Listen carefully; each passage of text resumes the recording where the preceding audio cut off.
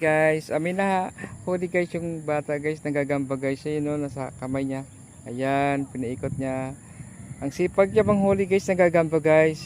Yan, pinaano niya sa kamay niya, pinadaan niya sa kamay niya. Ayan.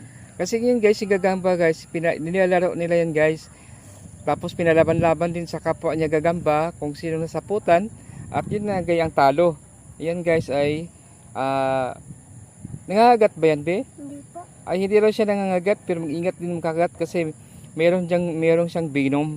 Kumbaga may kamandag ganyan guys, kaya kailangan din na wag ka magpakagat biya para ano kasi di natin alam yung kamandag niyan ha. Iingat lang sa gagamba. Ayan, thank you so much guys. Ano pangalan mo be? Hendrix M. Tagal po. Okay, siya daw ay nang huli ng gagamba dito sa field guys. Thank you sa pakita mo sa akin ng gagamba biya. Opo. Yan, hello ka dito. Tagal po. Yan, ito. Sige, manghuli ka lang dyan, be. Yan.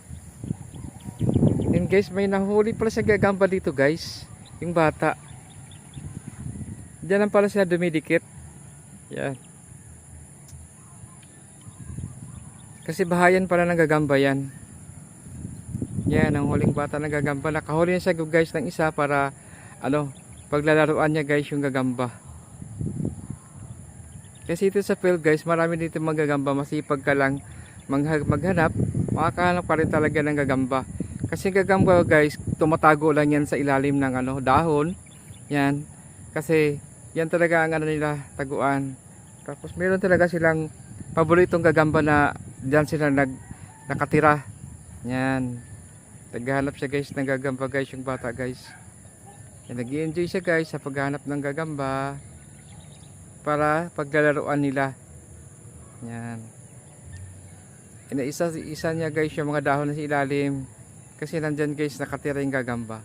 Nakakuha na siya guys ng isa.